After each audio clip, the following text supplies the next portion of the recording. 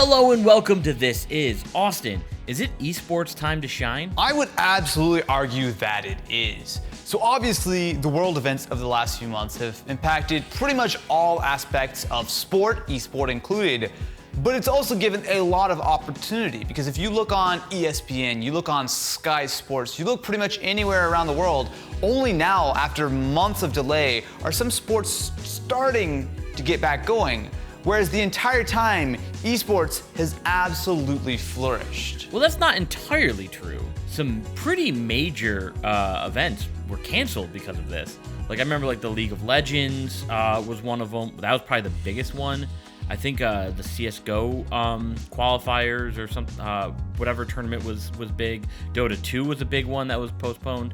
So it hasn't been exactly smooth sailing, but I think we're prime for it to be smooth sailing moving forward. Well, I think the thing is, there certainly have been events canceled across the sports and esports spectrum, but all of the events, or primarily all of the events that have been canceled, have been events that were really primarily focused around the idea of, oh, we're going to do some huge in-person thing. Think like what Fortnite has been doing recently.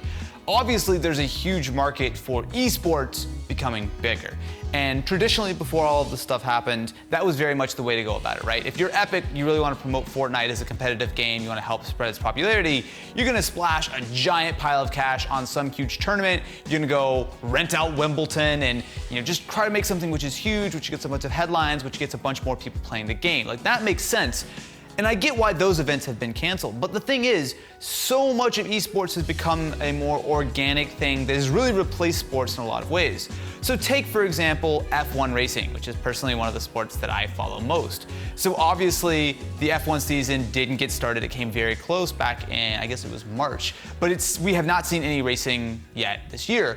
Instead, they have put together virtual Grand Prix. You know what else is great for esports? The proud sponsor of today's This Is video, LG and their brand new UltraGear 27GN750 monitor. Obviously, we're all spending a lot more time at home right now, which means that something like the UltraGear is a very nice upgrade, especially if you're coming from a standard, boring 60 Hz monitor. As not only is this 1080p at 240 Hz, but it's also an IPS panel, which means that not only are you getting all of the accessories, but you're also getting the high frame rate, you're getting the 1 millisecond response time, but more importantly than that, you're actually getting a high quality panel. We are also getting not only full support for G-Sync, but we also do have HDR10. See? It's all about your quality and your performance. So one of the nice things about the display is that, of course, it does have a very narrow bezel. So there's essentially no bezels on the top three sides, which does help to keep you more in the game.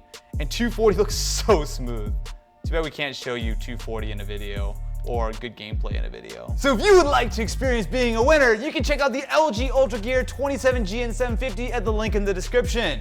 Up your game, up your life. Trademark. Not really. For those of you who are not aware, I know NBA was probably the biggest one who was doing this. So a lot of NBA players played in a televised tournament on ESPN where they played for, I think it was $100,000 to charity.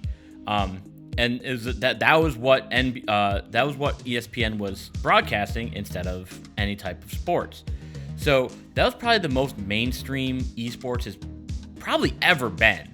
Yeah, well, it's interesting because this has definitely been a trend over the last few years of more and more esports sort of landing on the traditional TV networks that you would traditionally find with normal sporting events.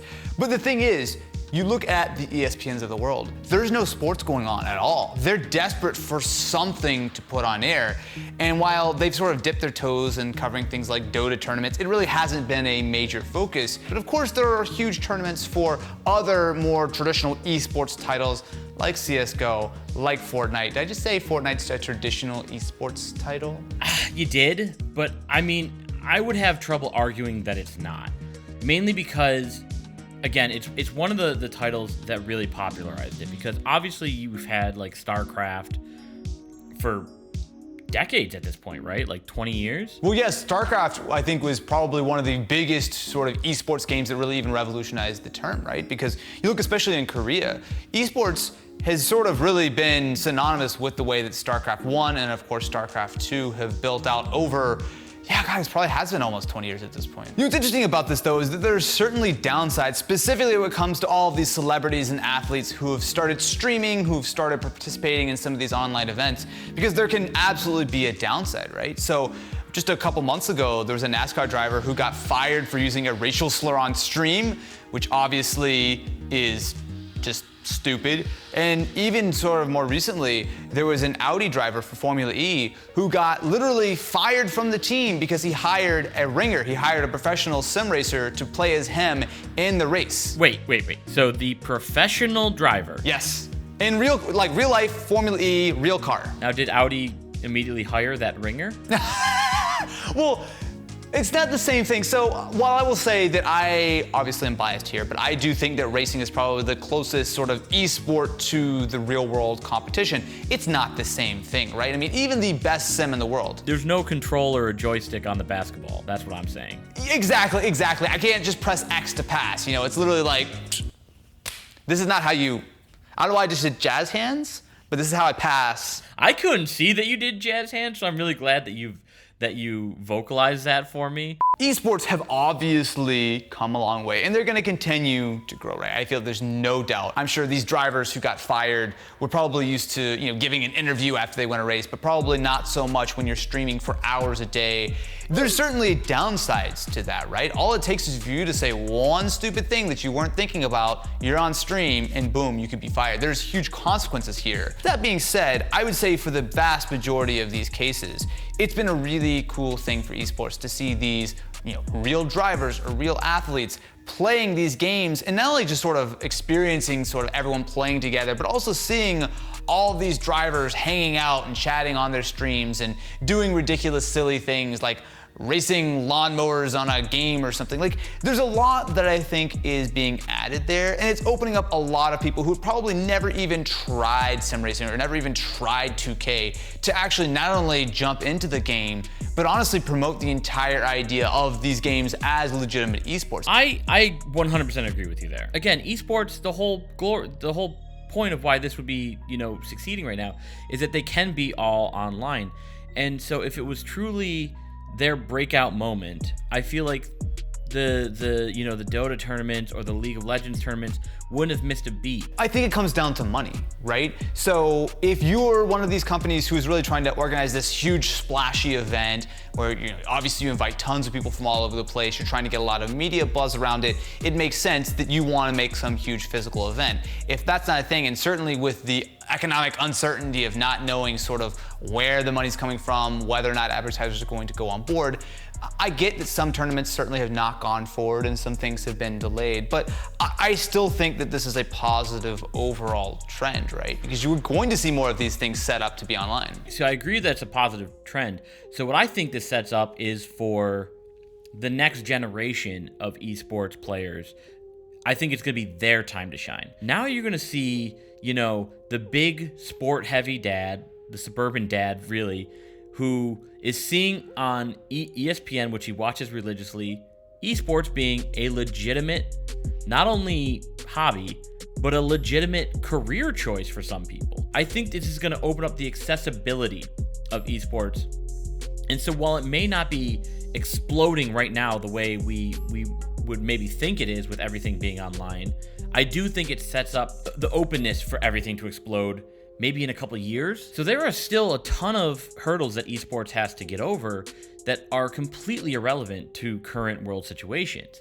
The biggest one is that most professional esports players, or, you know, not most, but a lot of them are under the age of 18. Well, I mean, esports has had a long history of sort of younger people excelling, right? I mean, there's a lot of cases where, I mean, look at Ninja. When he was younger, he really played very heavily in the competitive Halo scene, and sort of as he got older, not to say that he's some old man or whatever now, but he obviously transitioned into streaming, still is a very good gamer, but maybe not quite as competitive as someone who's legitimately in these tournaments, you know, day in and day out. Riot owns League of Legends, and they can hold those tournaments all day long. No one else can hold those tournaments. There's the issue of the NBA and ESPN were holding this this 2K tournament. Well, what happens when 2K says, well, we don't want you to do that because we own the rights to 2K, So like you get into rights usage. Now I believe that F1 is fully licensed through F1, like the game is fully licensed. For that specifically, all of the drivers are playing on the official F1 game, and it is, an official F1 like virtual Grand Prix. It's actually a similar thing, although not quite as sort of harmonious when you look at like NASCAR.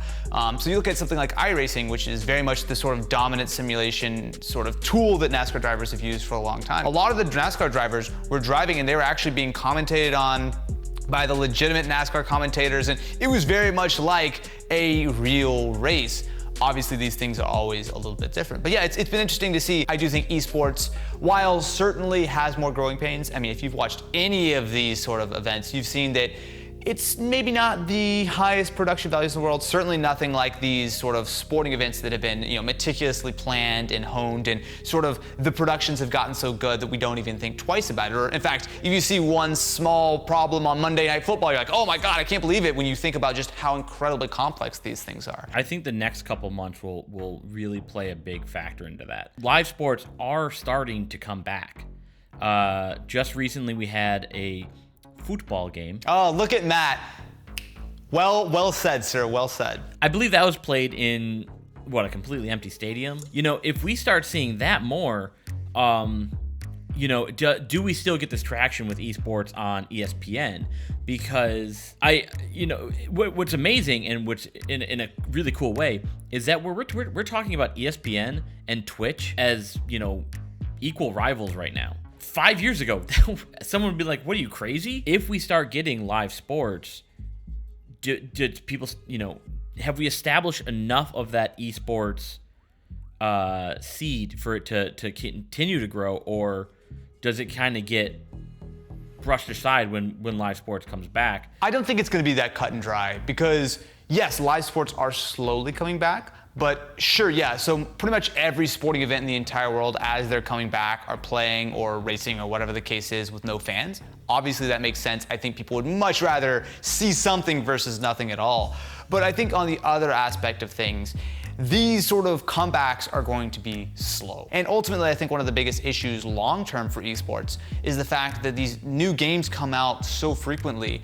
It's difficult to imagine. I mean, you look at something like Overwatch, right? Overwatch has been a real leader the last few years in trying to establish more of a professional league straight out of something like the NBA or the NFL or football or whatever the case is. But I think one of the issues is that you still need that longevity. I think that's probably the bigger issue long-term with esports, is finding these games that really have the staying power, not for just a few years, but for a decade or more. But I think what makes this even better now is the fact that because these huge games like Valorant really are taking advantage of Twitch to launch in a way that we've never seen before, right? I mean, the drop system for Valorant was insane. But it was really genius of them to say, okay, well, in order to get a beta key for this, remember Valorant is, at the time of recording this, is not even out yet.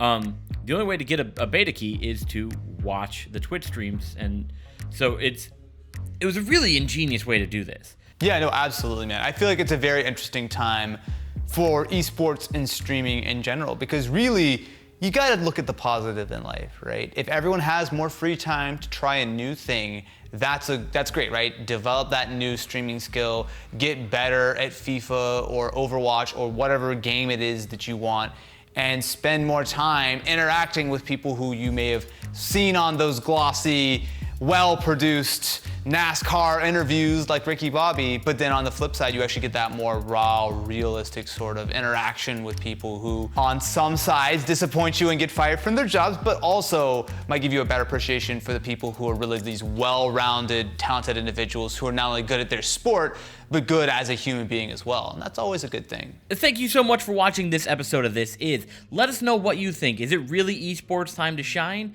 What's your favorite esport? Tell us whatever you want. I don't care. Just tell us in the comment. And of course, make sure to check out the wonderful LG UltraGear in the description of this video. Thanks, LG, for sponsoring our ramblings about esports.